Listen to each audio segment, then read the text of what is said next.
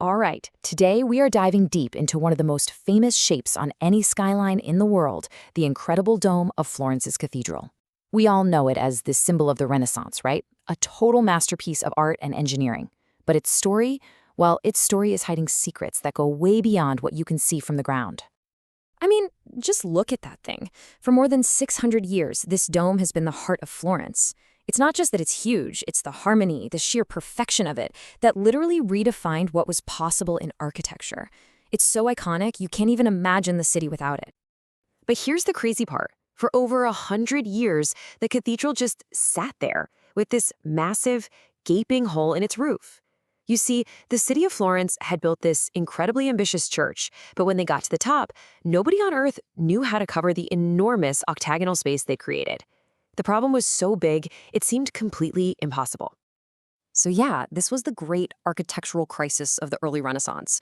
Florence had this stunning, state-of-the-art cathedral that was pretty much unusable because it didn't have a roof. And let's try to wrap our heads around the scale of this problem.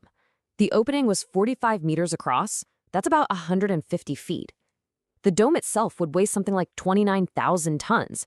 And it had to start 55 meters or 180 feet off the ground. Now, the way you normally built things like this was with massive wooden scaffolding called centering. But that was a total non-starter. There wasn't enough timber in all of Tuscany to build a support system that huge. The city needed a hero, and then along comes this guy, Filippo Brunelleschi. He wasn't even a famous architect. He was a goldsmith and a clockmaker by trade. And he shows up with a plan so radical, so completely out there, that the committee in charge basically thought he was either a genius or completely nuts. And to make things even crazier, he was super secretive about it. He flat out refused to show anyone his detailed models. He just promised he could build the entire dome without any of that internal scaffolding everyone thought was absolutely essential. He was basically telling them, look, just trust me. I can do the impossible, without really explaining how. So what was his secret? Well, his first brilliant move was to design not one dome, but two. You have this thick, heavy, structural inner shell, and then a thinner, lighter outer shell that protects it from the weather and, as he put it, makes the whole thing look more magnificent and swelling.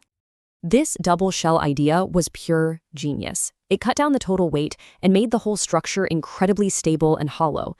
And that space between the two layers, that's where the stairways and corridors are that let you climb all the way to the top, even today. But here's the real puzzle, that octagonal base. See, with a normal circular dome, you can just lay rings of bricks and they naturally support each other. But on an octagon, the pressure pushes inward at those 8 corners, meaning the bricks just want to fall in. So how do you build that without a giant wooden frame holding it all up? The answer was the spina di pesce, the herringbone pattern. By setting some bricks vertically inside the horizontal rows, Brunelleschi created this amazing zipper effect. It locked all the layers of brick together, stopping them from slipping. This meant each new level of the dome became its own self-supporting ring as it went up. It was absolutely revolutionary. And his final stroke of genius was the shape itself. It's not just some random curve. It perfectly follows what we now call an inverted catenary. And that's just the natural shape a heavy chain makes when you hang it upside down. The formal math for this was still centuries away, but Brunelleschi just knew intuitively that this was the absolute strongest shape for an arch supporting its own weight. So in 1436, after 16 years of work, the dome was finally done. Brunelleschi had solved the unsolvable. He'd created a masterpiece that kicked off a whole new era of architecture and engineering. A true icon of the Renaissance had been born.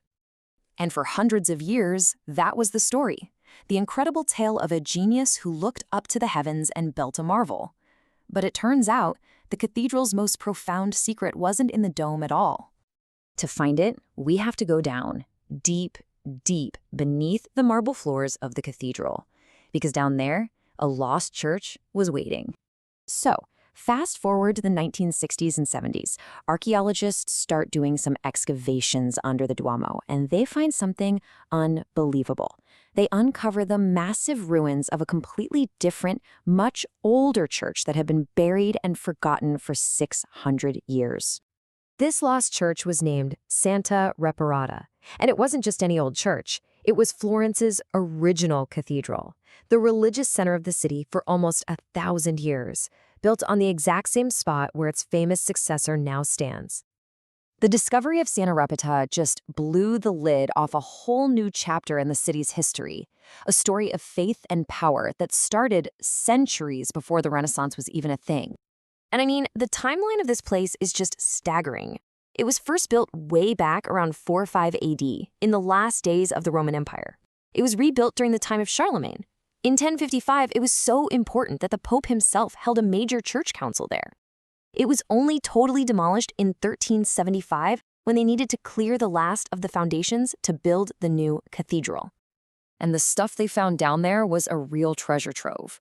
They found this beautiful, intricate floor mosaic from the early Christian period with this amazing panel of a peacock, a symbol of eternal life. They found the tombs of 2 different popes, medieval frescoes, and just layers upon layers of Florentine history. And this is where our 2 stories, the story of the dome in the sky and the lost church in the earth, come together in the most incredible and poetic way. The connection isn't just a metaphor, it's literal. Santa Maria del Fiore, Brunelleschi's great project, was built directly on top of the ruins of Santa Reparata. The new sacred center was built right on the old one. And then, during those digs in 1972, the archaeologists found one last tomb, a simple one with a plain marble slab. The inscription on it reads, "The body of the great genius Filippo Brunelleschi of Florence." The man who built the new cathedral was buried in the ancient crypt of the very church his masterpiece replaced. His final resting place literally connects the old Florence with the new one he helped create.